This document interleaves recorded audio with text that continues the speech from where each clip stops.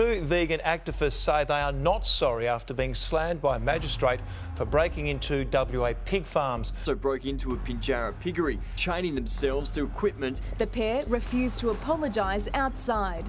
Are you sorry to the farmer for trespassing? Joined by alleged ringleader James Warden. These people are out there and running down an important industry and potentially costing our state jobs.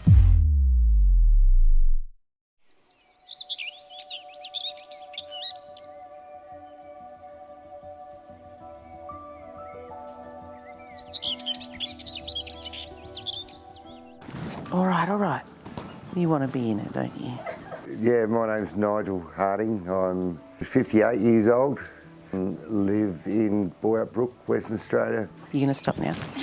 Yes, I'm Sarah, Nigel's partner, and I've been down on the farm for 5 years. Okay. And I end up being lambs' mothers and dogs' mothers and all good things like that. Well, I left school at 17, after ag college, and came home. So pretty much all that time in this particular farm, I went up north, worked on another farm to gain a bit more experience, came back here and have been here ever since, pretty much.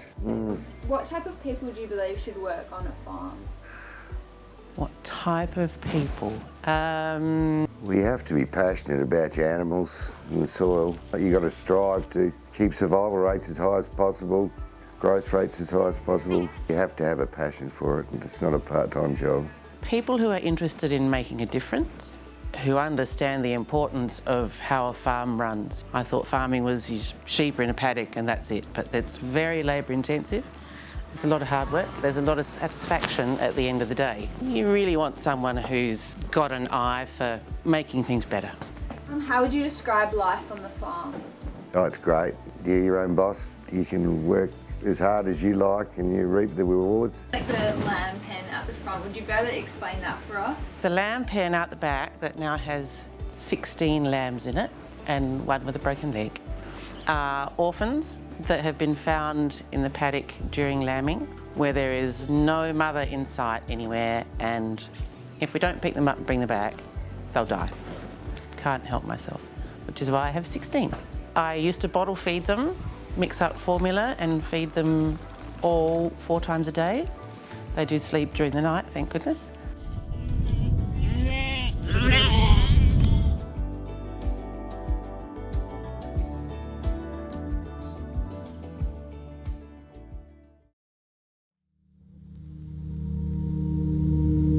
Oh, they're very disruptive. Obviously, we've seen so many in the live export industry as well, which has upset things, but a lot of it's miseducation.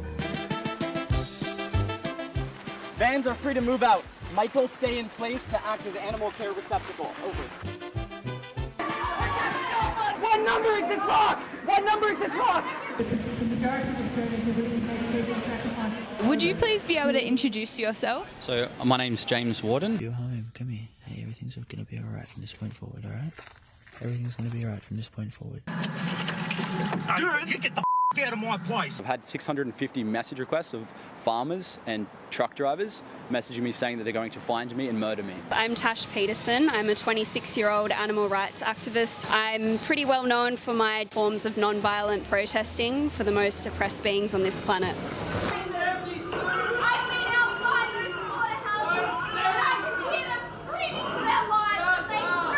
These people don't understand, and you can't make people that don't want to eat meat enjoy that happening. But there are so many people that do. They are not right, and I don't believe we're wrong. So. We've seen that going up to Perth. People are protesting and waving their placards, and we don't stop and speak to them because they really don't want to hear anybody else's side of the story. They have no idea.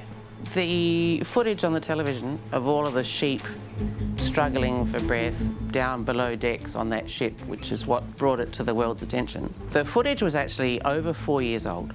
There had been work going on behind the scenes to set that up.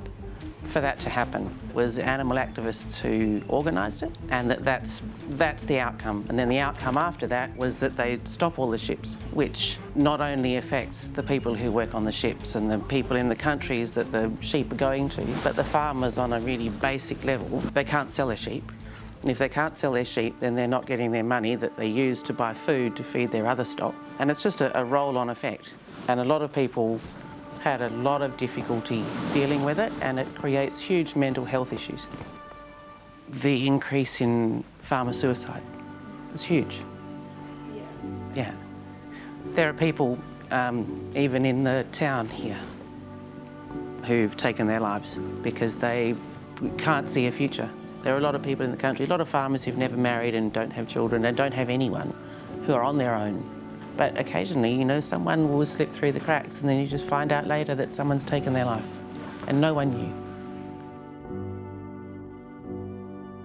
Are you sympathetic towards those that lose their jobs due to veganism? Absolutely not. I think through history there's multiple industries that have completely collapsed. The abolition of slavery, for example. You know, civil disobedience has been used throughout history, whether we're looking at women's or black rights. There's money to be made in slavery. I don't think that justifies slavery existing. I'm sympathetic for the individual. I'm not sympathetic for the industry for maintaining oppressive systems that subjugate animals. What would you say towards those that criticise you? That's something that I do deal with a lot. A lot of people criticise me, vegan and non-vegan. Social change isn't easy. People are creatures of patterns. When they see somebody that deviates from the standard form of a human being in society, they don't like it. But I think they should be running an internal critique on themselves. This is the style of activism that is getting the media attention, and therefore it's reaching hundreds and thousands, if not millions of people. It should be, I think, more as a public debate. Standing outside, disturbing traffic, protesting, chaining yourself to a park bench. It doesn't get the message across and people just disrespect the fact that they're so disruptive. I think everybody, being a free country, are allowed to voice your opinion, but to take it to the extreme that some of these people are doing is it's got a massive impact on a very large livestock industry in Australia, of which they have little to no knowledge about at all.